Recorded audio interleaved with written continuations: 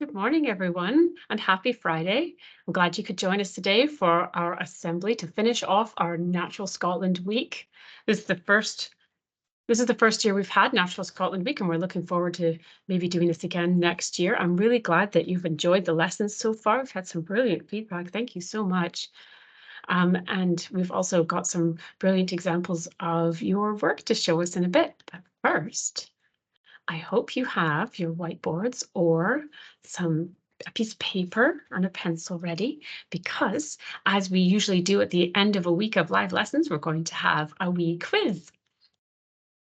Quiz time. So let's see how well we do, okay? Don't worry if you've missed some of the lessons, that's okay. You can take a guess, right? Or you can ask your friends sitting next to you if they were here, okay? You can split your classroom down the middle and play in two teams. Do you compete against each other? Or you can play as a class and share your answers together. It's up to you. Let's get started. Round one. How many islands are there in Scotland? Let's see if you can remember. We have 760 is A, 790 is B, and 970 is C. Pardon me, which one do you think the answer is? Write that down on your whiteboard or on your piece of paper, right? Don't put the answer in the chat, because then you'll be helping everybody else, and we want to see how well you do, okay? And we will show you the answers at the end of the quiz, so just hang on to your answers for now. Question 2. Which of these is considered a naturalized species in Scotland? Remember what's happened to a species if they're classified as naturalized. And let's see, which one do you think it is? A, B, or C? And I'm not going to tell you what they are, because that would help you answer the question. So write down your answer and we'll move on to question 3. Take a guess. If you don't know for sure, that's okay. Okay. Question 3. Which is Scotland's longest river? Choose A if it's the River Forth, B if it's the River Tay, or C if it's the River Clyde. Which do you think it might be? Some of your schools might be near these rivers, so you might know the answer just because you live near there, right? So have a guess, put that on your sheet, and we'll move on to question 4. Which part of a volcano is what we see today in Arthur's Seat? So remember, we learned that Arthur's Seat was once a volcano, right? It's a volcano, but what part do we see today? I don't want to give away the answer, so I'm going to not say anything more. This is one of the only questions that doesn't have an A, B, or C. So just jot down what you think the answer might be, and we'll move on to question 5.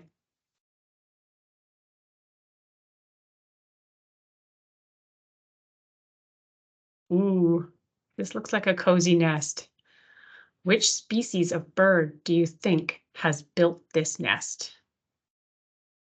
Ooh, no, no, no, no. No, no, no. Go too fast. Noops. Is it A, B, or C? Which one do you think? It's very cozy. It's got a little door at the top, and it's got lots of lichen around it. That might give you a hint. And now, as you all already know, it's time for round 2. Got 5 questions in each round, so here's the first question in round 2. How far do ospreys in Loch Arkaig, I hope I'm saying that right, migrate every year? How far do they travel every year to come to Scotland? Is it 3,000 miles, 2,000 miles, or 1,000 miles? Even 1,000 miles is quite a long way. But how far do you think they travel to come to see us every spring to make their nests? I don't know if any of you have had the chance to be watching the Osprey Cam. I hope you have. We're all very excited to see if there are any hatchlings coming in the next week. If you don't have the link to the Osprey Cam, it is in the folder of resources. I hope you've got your answer. Here's question 2. Can you remember the name of Louis' partner? Is it Donna? Choose A. Is it Denise? Choose B. Or is it Dorcha or Dorca? Choose C. Apologies for my pronunciation there. See if you can remember her name. Put that in your answers. There's a lovely picture there of them sitting. I'm not sure which osprey that is. Looking very regal on their nest. And here's question 3. Question 3. Which of these species is not native to Scotland? Is it A, B, or C? So I can tell you that A is a grouse, B is a European crane, and C is a Sitka deer. Which one do you think is not native to Scotland? Now we'll move on to question 4.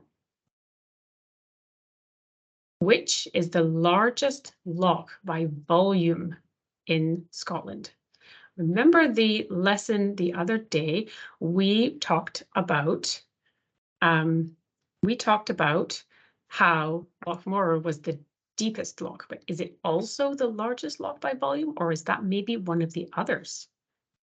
Loch Ness is A, Loch Morar is B, and Loch Lomond is C. Tell me which you think.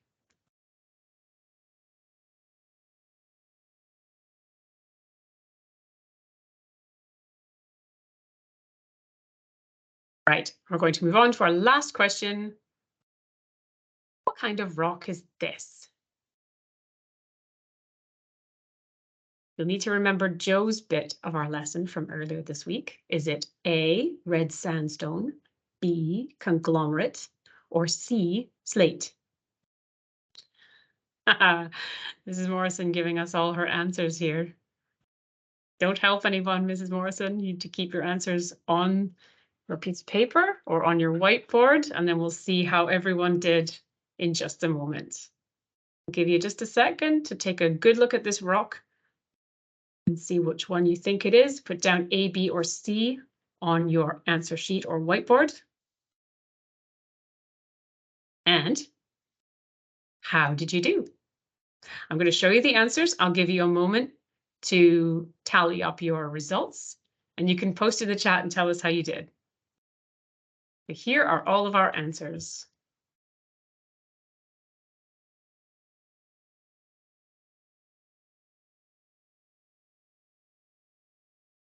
Some of those were quite tricky. We've got B with 790 islands in Scotland. The species that is naturalized is C, the rabbit. The longest river is B, the River Tay. What we see now in Arthur's Seat is the remains of the lava. And that nest belonged to a long-tailed tit. Ospreys fly an amazing 3,000 miles to come to Scotland every spring. Louis' partner's name is Dorcha. The non-native species is a Sitka deer. The deepest loch is Loch Ness, which is maybe why it has so many stories written about it. And that rock you saw is a piece of conglomerate. Remember, Joe was telling us those are the rocks that have been mushed together really hard, and they're really strong because they've been pushed together so much. They've got really strong bonds. So during some of the lessons last week, or during the last week, you asked some questions that we didn't really get time to answer, so we've put them in here. So I'll go through these just now, and then we'll have a look at some of your work. So someone asked, how will climate change affect Scotland's rainforest? And this, I'm seeing people in the chat posting they got 100% on the quiz. Well done. Very good. As Twin Home Primary, well done you. So how will climate change affect Scotland's rainforests? Well, that sort of is a tricky question because both too much moisture and not enough moisture are going to be harmful for a rainforest. Because remember, we were learning that a rainforest needs moisture, right?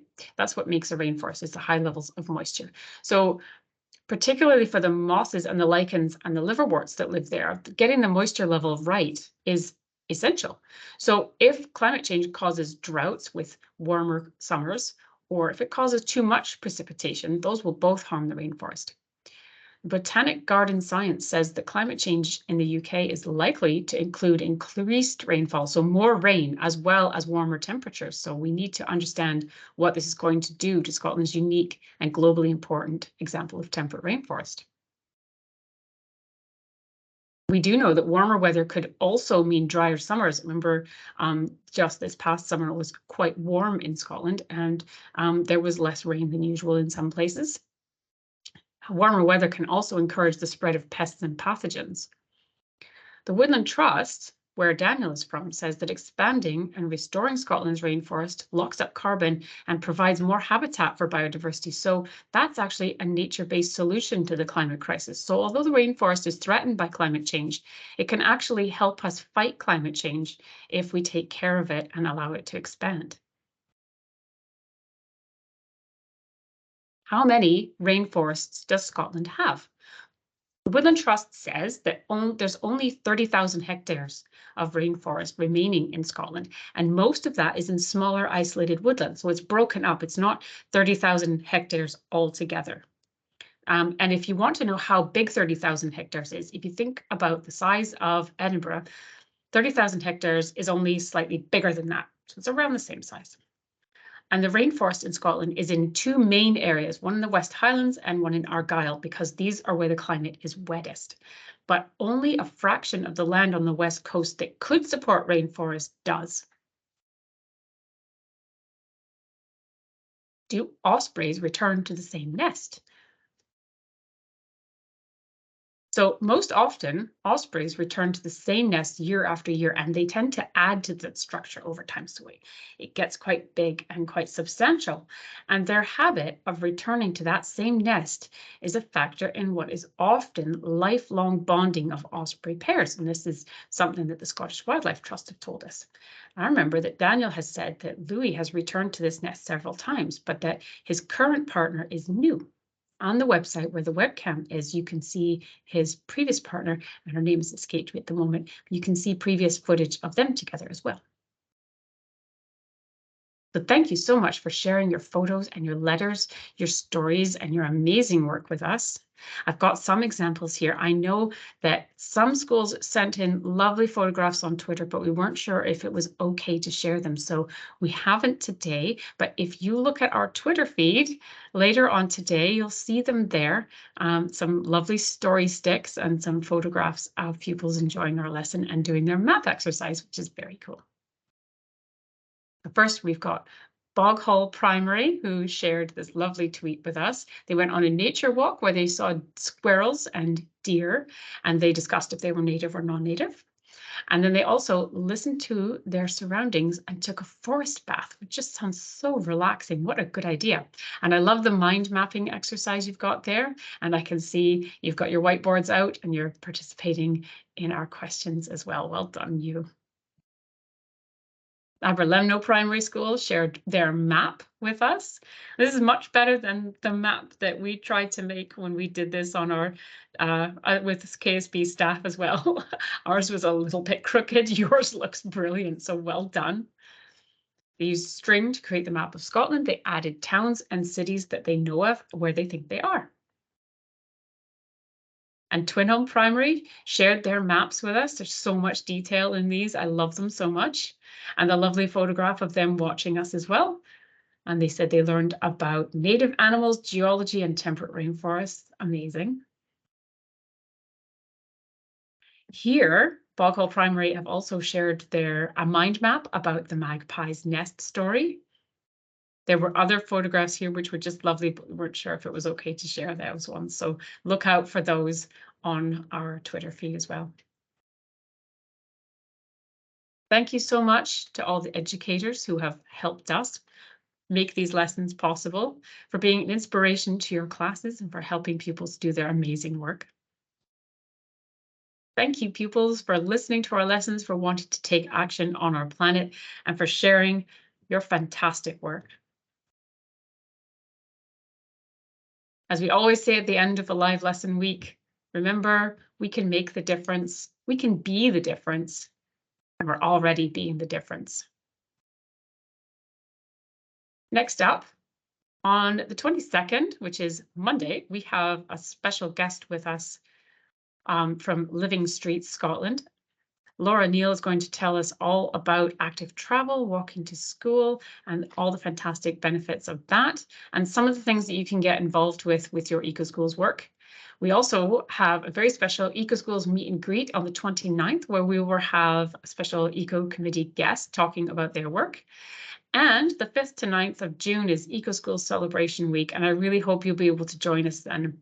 We have an assembly just like this on the 9th of June, but we'll be celebrating all the wonderful examples of EcoSchools work that we've got for you, and we'll have our friends from EcoSchools Wales and EcoSchools Northern Ireland with us as well to celebrate them too. So I hope you can join us.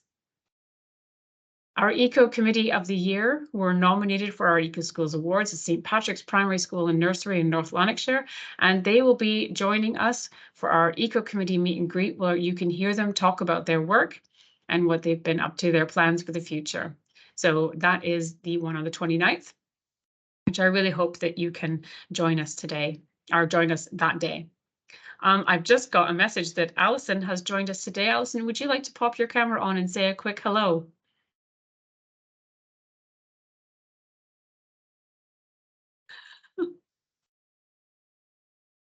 Oh, and I have another message to remind me that the meet and greet is now on the 31st. Apologies, it's not on the 29th, it is on the 31st. Hello, everybody. I love that. Hello, Alison. So lovely to see you. I didn't do very well in the test. The schools did better than me. Well done. Uh-oh. You got the nest though, right? Got the nest. Long-tailed tit. They're Very good. Well done, everyone. Very good. Thank you, Alison, for telling us your beautiful stories. And I hope we can do this again soon. Boghall Primary, all those things to make a nest. Well done. I did like that mind map too. It was really good. Thank you again for joining us this week. We love having you to join us and share your work with us. If you still haven't sent in pictures that you'd like to show us, we always love to see you and hear from you. Please feel free to email us at ecoschools@keepscotlandbeautiful.org and tell us what you're up to, or if you have any suggestions of other lessons that you might want us to make, other things you'd like to learn about, or if you have any questions about EcoSchools or environmental questions in general, just get in touch. We always like to hear from you. But that is our time for today, and guess that's bye for now.